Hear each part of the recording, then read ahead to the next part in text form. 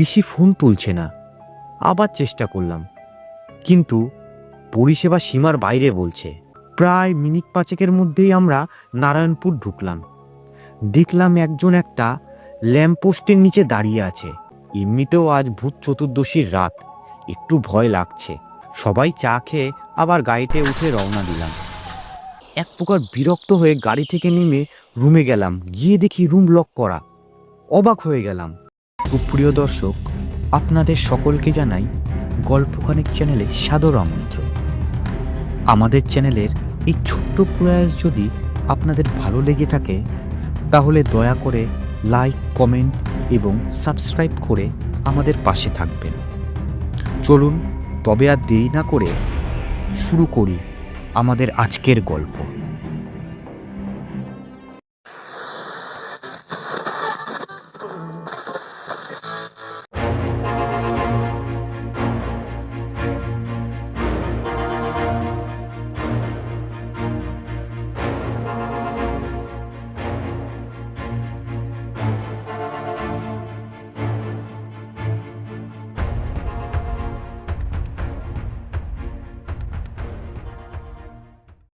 আমাদের প্রত্যেকের জীবনে অনেক অলৌকিক ঘটনাই ঘটে থাকে, আর সেই ঘটনার কোনো ব্যাখ্যা আমাদের কাছে থাকে না।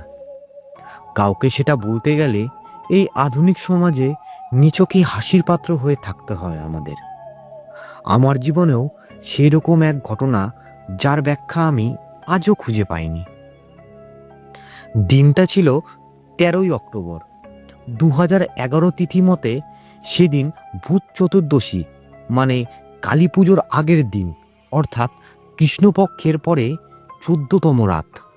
দাদু ঠাকুমার মুখে হয়তো আমরা সবাই শুনে থাকি, সেদিন বাইরে নিস্তব্ধ ফাঁকা জায়গায় যেতে নেই, কারণ ভূতেরা নাকি সেদিন খুব শক্তিশালী হয় এবং এদিক ওদিক ঘুরে বেড়ায়।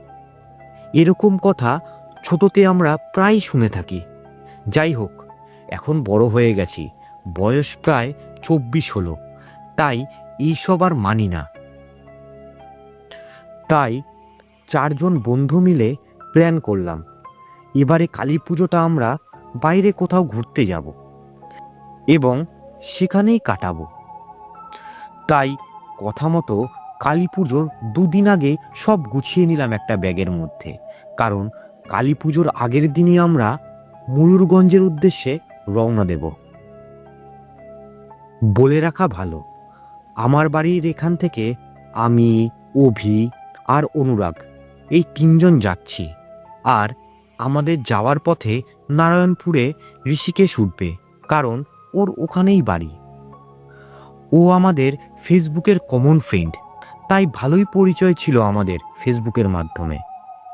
আর আমাদের ঘুরতে যাওয়ার প্ল্যান শুনে সে এক কথায় রাজি এবং প্রতিশ্রুতিও দেয় যে সে আমাদের সাথে যাবেই। আমরা অবশেষে 13 তারিখ বিকাল 5টায় রওনা দিলাম। মনের মধ্যে তখন এক অন্যরকমই আনন্দ কাজ করছে আমাদের মধ্যে। বেশ মজা করে গান শুনতে শুনতে গল্প করতে করতে যাচ্ছি আমরা। তখন সন্ধে 7টা বাজছে। ঋষিকেশকে একটা কল করলাম, কারণ নারায়ণপুর ঢুকতে আর কম করে প্রায় 10 মিনিট লাগবে। কিন্তু ঋষি ফোন তুলছে না। আবার চেষ্টা করলাম, কিন্তু পরিষেবা সীমার বাইরে বলছে। আমরা ভাবলাম হয়তো নেটওয়ার্ক নেই, তাই ফোন লাগছে না। আর তো চলেই এসেছি, ও হয়তো দাঁড়িয়ে থাকবে ওখানে। প্রায় মিনিট 5 মধ্যেই আমরা নারায়ণপুর ঢুকলাম। দেখলাম একজন একটা ল্যাম্পপোস্টের নিচে দাঁড়িয়ে আছে। আমরা ভাবলাম ঋষিকেশই হবে। হ্যাঁ, ঠিকই ধরেছি, ওটা ঋষি। যাই হোক, ও আমাদের গাড়িতে উঠে এলো। ওর সাথে এই প্রথম দেখা আমাদের। এর আগে যেটুকু আলাপ, সেটা শুধু ফেসবুকের মাধ্যমেই। গোটা রাস্তা ফাঁকা। আমরা গল্প করতে করতে চলেছি ময়ূরগঞ্জের দিকে। পুরো রাস্তা জুড়ে একটা গা ছমছমে পরিবেশ। আর এমনিতেও আজ ভূত চতুর্দশীর রাত, একটু ভয় লাগছে, কিন্তু তাও মনে মনে বেশ আনন্দ, এই ভেবে যে বন্ধুরা মিলে একসাথে ঘুরতে যাচ্ছি। গাড়িতে যেতে যেতে একটা জিনিস লক্ষ্য করলাম যে আমরা সবাই গল্প করছি, মজাও করছি, কিন্তু ঋষি কেমন যেন চুপচাপ রয়েছে। ওকে আমি জিজ্ঞাসা করলাম, কিরে ঋষি, তোর ভালো লাগছে না? ও বলল, হ্যাঁ, কেন ভালো লাগবে না? তাহলে তুই কথাই বলছিস না, চুপ করে বসে আছিস কেন? আরে, আমি সত্যি বেশি কথাও বলি না, সেই ছোট থেকেই। ও আচ্ছা। ড্রাইভার দা, অর্থাৎ আমাদের রাজুদাকে বললাম, রাস্তায় একটা চায়ের দোকান থেকে গাড়িটা থামিও তো। প্রায় 2 কিলোমিটার যাওয়ার পর গাড়িটা থামে একটা চায়ের দোকানে।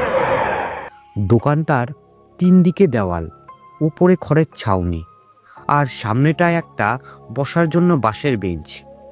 তো আমরা সবাই গাড়ি থেকে নেমে সেখানেই বসলাম, আর দোকানের কাকাকে বললাম চা দিতে। কিছুক্ষণ পর কাকা 4 কাপ চা নিয়ে আমাদের দিল।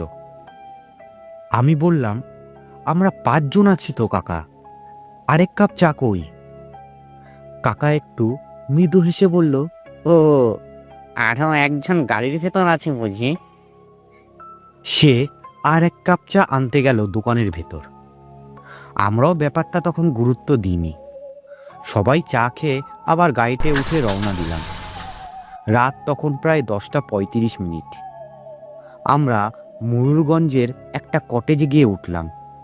একটা রুমে 2টো বেড, 4 জন থাকতে পারবে। বেডগুলো বেশ বড়ই, তাই ওখানের ম্যানেজারের সাথে কথা বলে একটা রুমে 5 জন থাকতে দেওয়ার জন্য বললাম, কারণ ড্রাইভারদাকে তাহলে আলাদা করে থাকতে হতো একা। অনেক অনুরোধের পর ম্যানেজার সম্মতি দেয় আমাদের 5 জনকে একসাথে থাকার।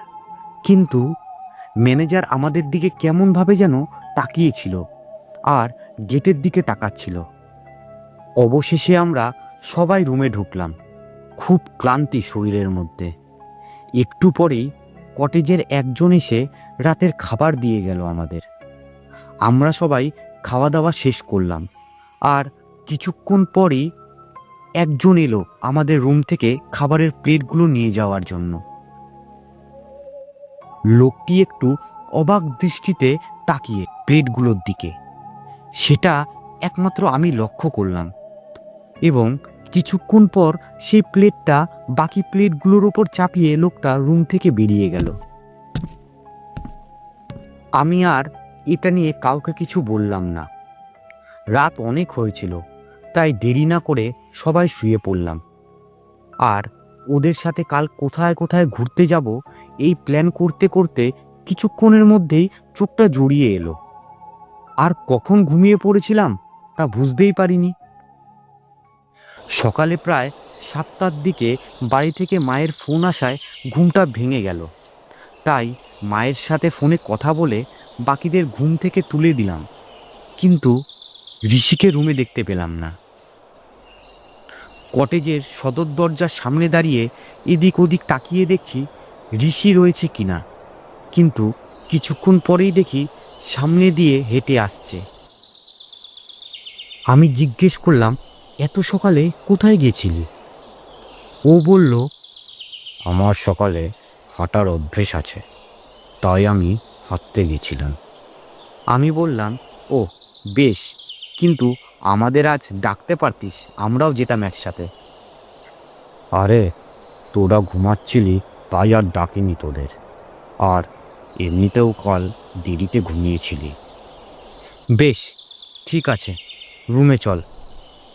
তারপর আমরা রুমে গিয়ে একটু বসে আড্ডা দিই, আর কিছুক্ষণ পরে রেডি হয়ে বেরিয়ে পড়লাম আশেপাশের জায়গাগুলো ঘুরে দেখার জন্য। মোটামুটিভাবে জায়গাগুলো ঘুরেও দেখলাম, আর অনেক ছবিও তুললাম। আমাদের বেশ মজা করেই কাটলো সারাদিন। খুব খিদে পেয়েছিল, তাই একটা দোকান দেখে রাজুদাকে গাড়িটা দাঁড় করাতে বললাম, এবং রাস্তার ধারে দেখলাম চা, পুরি, ঘুগনির দোকান, তাই গাড়ি থেকে নেমে দোকানে গিয়ে 5 প্লেট পুরি ঘুগনি দিতে বললাম। একটা টেবিলে 4টে চেয়ার, তাই আর একটা চেয়ার অ্যাড করালাম আমাদের সাথে, যাতে পাঁচজন একসাথে বসতে পারি। বসে গল্প করছি আমরা। তখনই দোকানের কাকু 4 প্লেট পুরি ঘুগনি আমার হাতে, অবির হাতে, অনুরাগের হাতে ও রাজুদার হাতে দিল এবং আর 1 প্লেট ঘুগনি টেবিলের ওপর নামিয়ে দিয়ে চলে গেল। আমি ব্যাপারটা দেখে বেশ অবাকই হলাম। তাও গুরুত্ব না দিয়ে বললাম, ঋষি তুলে নে প্লেটটা, আর যদি পুরি লাগে তাহলে বলবি। যাই হোক, খাওয়া দাওয়া শেষ করে বিল মিটিয়ে দিলাম। গাড়িতে উঠতে যাব, তখনই কানে এলো দোকান থেকে কাকুটা ওদের এক কর্মচারীকে বলছে, এখনই খেয়ে গেল, ওদের টেবিলে দেখ 1টা প্লেট ফুল আছে, হয়তো ওরা খায়নি, এটুও করেনি, তাই ওটা তুলে রেখে দে। গাড়িতে যেতে যেতে অভি আমাকে বলল, দোকানদার কি বলছিল শুনলি তুই দীপ? আমি বললাম, হ্যাঁ, ওই ফুল প্লেট তুলে রেখে দেওয়ার কথাটা তো। অভি বলল, হ্যাঁ রে, কিন্তু আমরা তো সবাই খেয়েছি, প্লেটে তো কিছু থাকার কথা না। আমি বললাম, হ্যাঁ রে, আমিও সেটাই ভাবছি। কিছুক্ষণ পর কটেজে এসে পৌঁছালাম, স্নান করলাম, একটু পরেই খাবারও দিয়ে গেল, খেলাম। কিন্তু সেদিনের মতো আজও সেই লোকটা প্লেটগুলো নিয়ে যাওয়ার সময় ঋষির বেডের পাশের টেবিলে পড়ে থাকা প্লেটটার দিকে তাকিয়ে রইল। মনে হলো সে হয়তো ভাবছে প্লেটটা নেব কি নেব না, এবং শেষমেশ আমাদের মুখের দিকে তাকিয়ে প্লেটটা তুলে নিয়ে চলে গেল। এভাবেই সেখানে 2 দিন কাটিয়ে আজ অর্থাৎ 15 তারিখ বিকালে বাড়ি ফিরব ঠিক করলাম, এবং বিকাল 5টার দিকে রেডি হয়ে গাড়িতে উঠলাম সবাই। ঠিক তখনই ঋষি বলল, আমি রুমে আমার হাত ঘড়িটা ফেলে এসেছি, তোরা বস, আমি নিয়ে আসছি। আমরা গাড়িতে বসে আছি অনেকক্ষণ হয়ে গেল, কিন্তু ঋষি তখনও এলো না। তাই এক প্রকার বিরক্ত হয়ে গাড়ি থেকে নেমে রুমে গেলাম। গিয়ে দেখি রুম লক করা। অবাক হয়ে গেলাম, আর ম্যানেজারকে ডেকে বললাম, আমাদের এক বন্ধু ঘড়িটা রুমে ফেলে গেছে, তাই সে রুমে এসেছিল ঘড়িটা নিতে। আপনারা কেউ দেখেননি? ম্যানেজার বলল, না তো, আপনারা যাওয়ার পরেই রুম লক করে দিয়েছি। এরপর তো আর কেউ আসেনি, এলে তো জানতেই পারতাম আমরা। কিন্তু একটা কথা জিজ্ঞাসা করার ছিল আপনাদের। আমি বললাম, হ্যাঁ বলুন। আপনাদের সাথে কজন ছিল? আমি বললাম, 5 জনই ছিল। কেন? ম্যানেজার বলল, কিছু মনে করবেন না, কিন্তু আমি আপনাদের সাথে 4 জনকেই দেখেছিলাম। পাশ থেকে কটেজের একজন বলল, হ্যাঁ বাবু, আমিও আপনাদের সাথে 4 জনকেই দেখেছিলাম। আমি তো শুনে অবাক, বিশ্বাসই হচ্ছে না কোনোভাবে, এবং মাথায় কিছুই ঢুকছে না। গাড়ির ওখানে ফিরে গিয়ে বাকিদের পুরো ব্যাপারটা খুলে বললাম, তারাও শুনে অবাক। তৎক্ষণাৎ অভি ঋষির ফোনে ফোন করলো, কিন্তু পরিষেবা সীমার বাইরে বলছিল, কোনোভাবেই ফোন লাগছিল না। তাই আর অপেক্ষা না করে বাড়ির দিকে রওনা দিলাম। যেতে যেতে মাথার মধ্যে শুধু এই কথাগুলোই ঘুরছিল। রাজুদাকে বললাম, রাজুদা, গাড়িটা নারায়ণপুরের দিকে ঢুকিও তো, ঋষির বাড়িতে বলা উচিত, কারণ ও আমাদের সাথেই গেছিল। ওর বাড়িতে জানানো এটা আমাদের কর্তব্য। রাত প্রায় 9টার দিকে নারায়ণপুর ঢুকলাম, কিন্তু ঋষিকেশের বাড়ি আমরা কেউই চিনি না। তাই কিছুটা গিয়ে একজনকে ডেকে জিজ্ঞেস করলাম, আচ্ছা দাদা, এখানে ঋষিকেশ ব্যানার্জির বাড়ি কোনটা? সে সামনে রাস্তা দেখিয়ে বলল, সোজা গিয়ে ডান দিকে একটু গেলেই ওর বাড়ি। আমরা সেই মতো গেলাম এবং দেখলাম একটা বাড়ির সামনে প্যান্ডেলের বাঁশ নামানো রয়েছে, আর কিছু লোক দাঁড়িয়ে নিজেদের মধ্যে কথা বলছে। গাড়ি থেকে নেমে জিজ্ঞেস করলাম, এই যে কাকু, শুনছেন? হ্যাঁ বাবা, বলো, কিছু বলছেন?